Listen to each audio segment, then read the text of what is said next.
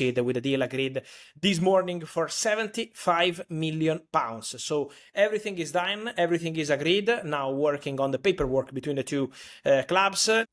Yes, many movements also for Manchester United, also in terms of outgoings, because obviously the incomings are important. I understand Man United fans who want to have news on signings, and I hope as soon as possible there will be updates, but for the outgoings, it's an important warning. Again, everything done between the two clubs, now waiting for the medical test. The player has the authorization to travel to London to complete his move. Deal, Manchester United are getting £7 million immediately, plus add-ons up to £14 million package. Man United also have a 35% sell-on clause, buyback clause, and so Vitek is going to borrow, and now Manchester United are also making extra money.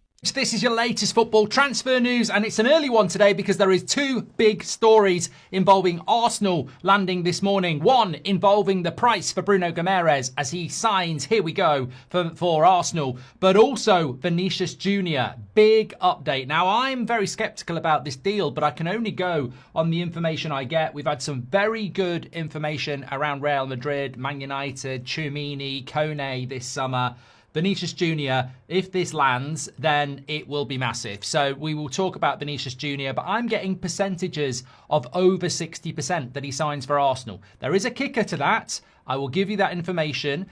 Basically, Vinicius Jr right now, as of yesterday, as of last night, hasn't got the offer from Real Madrid that Arsenal are willing to pay. So ultimately, the chances of him going to Arsenal, as of this morning, are more than him staying for Real Madrid. Now, there is an expectation that Florentino Perez may cave in and give the money that Vinicius Jr wants. But as of this morning, Arsenal's confidence in getting this incredible, super-duper, magnificent deal done. It would be amazing for Vinicius Jr to be a Premier League player for Arsenal. At this moment in time, it is more Arsenal than it is Real Madrid because Arsenal have got the offer on the table that Vinicius Jr would accept, and Real Madrid haven't done it as of this moment. So you bring into the equation what happened last season between Benfica and Real Madrid and Mourinho and Vinicius Jr, and the fact that, you know, that there needs to be something. There is a contract that I believe is up next year or the year after. So there needs to be a new contract for Vinny J. And Arsenal are there waiting to pull off probably one of the biggest deals in Premier League history. So keep an eye on that. I'll put my hands up. I've always been very sceptical. I keep saying to you, I feel like in the 5 strands of a transfer, the strand this one is Vinicius Jr using Arsenal to get a better deal out of Real Madrid. And maybe that will come to pass.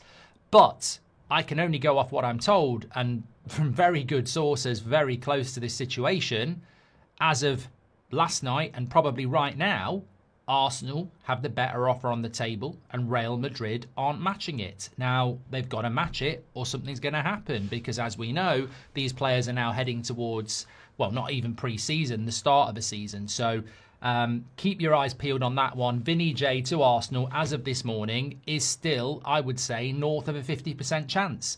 Real Madrid hold the cards, but will they write the cheque? It's not great news, I'll be honest with you. It's not all the exciting United are signing everyone transfer news that we want.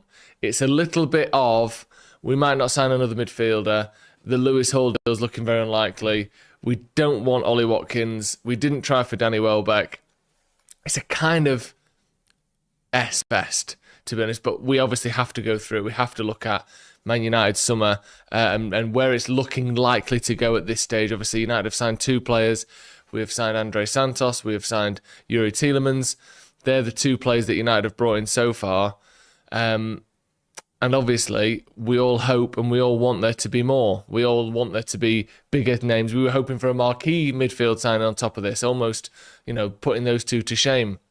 Now it's looking as though there's a possibility that there are no more midfield signings, let alone a Tchouaméni type figure coming in for 90 million at the end of the window. First of all, everyone, good morning. Father Joseph, says Sergio James John. Thank you.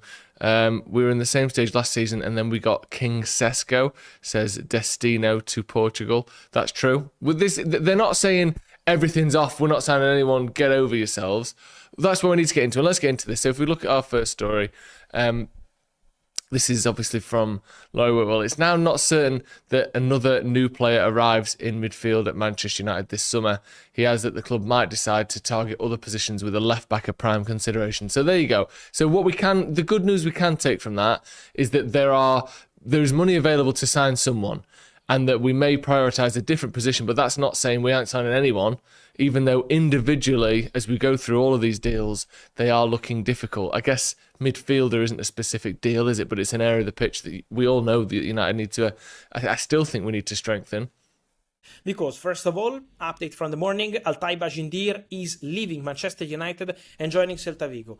Loan deal with an option to buy around 4 million euros. Celta Vigo will cover the main part of the salary of Altay Bajindir, the Turkish goalkeeper. Why? Because Man United already signed their backup goalkeeper, Cardarlo, from Leeds United on a free, and so Senelam and Cardarlo will be the two goalkeepers. And also, another exit is going to be Radek Vitek, who is joining Middlesbrough, permanent. Updates also on the situation of Marcus Rashford. Yes, on Rashford, important to mention one thing. Day by day, while we wait Marcus Rashford to return to training with Manchester United, the feeling internally at Man United is that Marcus Rashford has increasing chances to continue at the club. So the expectation now at the beginning of August is that unless something crazy happens on the market, Marcus Rashford can really stay at Manchester United, compete for a place at the club, and be available for Michael Carrick. I was telling you during the World Cup that Carrick wants to work with Marcus Rashford, that Man United are waiting to welcome him back to training for the pre-season, and that's the case. Man United are waiting for Rashford, and at the moment there are no concrete movements for Marcus Rashford in terms of exit. Rashford is not going to Al Nassr, to Fenerbahce. He's only eventually going to top European clubs, but at the moment the situation is very quiet, and Man United believe internally that Rashford at the end of the summer transfer window has really, I would say, big chances, more than 50%, to continue at the club. So keep an eye on Rashford, because it could be like a new signing for United eventually. From one Brazilian who could well join Arsenal to another who may not, it appears, Vinicius Jr. This one's on the back of the Sun, no bin, no fee. All smiles as he returned to Real Madrid ahead of crunch talks over his future. So where are we at with this one, do you feel, Sam? Well, it's an interesting one. Arsenal's position is that if Vinicius does not want to sign a new contract, and if Real Madrid are not willing to let him go into the final year of his deal, which does expire at the end of next season, then they would be willing to make an attempt to sign him. Now, that's obviously a lot of ifs, and there's a long way to go on this, but Arsenal's position is that they, across the board within the club, feel that they could do it in that scenario. That's obviously in itself very interesting, because this is a sort of deal that financially goes way beyond anything that Arsenal have done before in their past. And people might point at Declan Rice, for example, but I think the numbers that we would be talking about here for Vinicius Jr, certainly in terms of wages, are astronomical compared to Declan Rice. And according to the latest reports in Spain, Vinicius has effectively turned down a contract which would in England be worth around £550,000 a week. In Arsenal's current highest earner is Bukayo Saka on close to £300,000 a week. So you're almost doubling the highest earner and completely shattering the wage structure. It's not the sort of deal that Arsenal have done in the past. It's not the sort of deal they have done under Mikel Arteta in this sort of revolutionary process that he's overseen over the past 6-7 years. But perhaps they feel they're now in a position as Premier League champions. Perhaps they feel they can get enough sales in, enough money generated through departures to really make this happen. But as I say, it's a big departure, and there are so many ifs and maybes behind this deal that I think it's so definitely too early to call. Okay.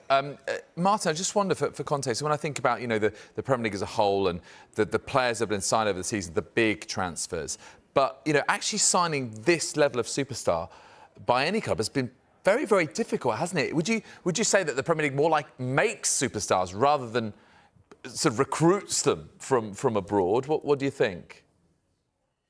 Yeah, I think that's an argument for saying it does that, because I just think the way it is, most clubs have this sort of structure that they don't want to disrupt too much. So, as you say, if he's being paid 550,000, that would be, in certain terms of Arsenal, that would just put him out of a different stratosphere to all the other players, and there's a risk there, of what does that create problems in its own right. So, I think you're right there, David. It would be a departure to bring in somebody like that, especially at the height of his career as he is now.